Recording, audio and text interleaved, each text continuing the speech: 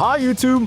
Rivals 2 just dropped its second patch for the November mid-month update, and it dropped alongside the super Rockstar skin for Kragg, and in the spirit of the rock, let's do these patch notes with a bit of a twist. Shred with the new Rockstar bundle, including the Rockstar Kragg skin, icon, emo, rockout death effect, plus coins and ether bucks that is now available in the in-game store. I'm not doing that again, Gio. I'm not doing that again. The region preferences menu now allows you to select which of the available server locations you want to play on. Deselecting less ideal servers will now no longer place you there. Region preferences menu now shows full list of server locations with ping or approximated ping in some cases. Attempted to fix a weird leg stretching bug with Loxodont. Region preferences are now saved to disk. Region preferences and regional override lists are now properly sorted by average ping. Added a limited form of player rematch protection. Any 1v1 match, you are locked out of matchmaking into your previous opponent for about 40 seconds. Ranked matchmaking now takes into account your rank in addition to your elo. This helps prevent matches with large elo disparities while still accounting for the ranks at the ends of the skill curve that cover a wider range of elo. Matchmaking no longer automatically times out after 2 minutes, so in smaller regions, slower times of the day, you could set it and wait for the notification sound. Fixed a matchmaking exploit that allowed you to match with players far outside your actual ELO.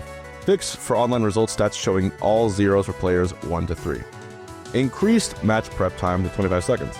The game will now stop the connection loop when processing a forfeit or match cancellation. Locked the input processor from assigning a controller to a slot when alt-tabbing in, so a keyboard won't accidentally claim your spot. There are new taunt bindings, Taunt 1, Taunt 2, Taunt 3, and Taunt 4 that are only shown for keyboard players. Controller users have a new command option called All Taunt that will perform a specific taunt when pressed with a given direction on your analog stick to access all of them with a single button instead of the D-pad if desired. You can now unbind a control without binding it somewhere else. Added shortstop attack during jump squat macro binding. Changed cursor move speed logic /curve. Cursor now interacts with edges of screens differently in a way that allows for quick snapback testing. Nothing option added for choosing what your grab or parry buttons do in the air. Save tag for players who sit out when playing rotations. Hard press threshold added to stick sensitivity settings. This previously was always a default of 80%, and now you can change to any value between 50 and 95%. Fixed settings menu input forwarding on character select screen. Updated button displayer in rebinding tab. Adjusted UI position of steel stock. Level 0 will no longer be incorrectly displayed on a character when you received exactly enough XP to level up. Button bindings now right align in the options menu. Tweaked tooltip wrapping. Added padding to the bottom of player slot option score boxes so the tooltips don't cut off buttons. Edited some currency pop-up messages. Refactored free cam widget to allow keyboard input for moving up or down. Added follow player camera mode. Fixed timers showing up in matches where timer setting is 0. Main game clock can now count upward in arcade mode.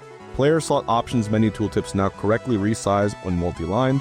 Player slot tooltips now hide themselves when switching tabs. Fixed advanced controls not showing up for keyboard players. Changed top bar options Discord link to fire off of select instead of X, and also does not happen if you're currently rebinding control. Player slot options menu. Tooltips now correctly resize when multi-lined. Fixed for CPUs getting not marked as ready correctly. 4-digit character levels no longer extend out of the character box. Reset the default now closes properly on confirm. Server properly handles forfeits that occur during the window of time after all players have connected but before the server has ranked data. Miscellaneous crash fixes. Improved coupon error messages. Improved ownership checks on items. Removed graphical dithering from outline clip to clean up visuals. Slam dunk Rano skin fixes. And finally, the next update is scheduled for December 3rd.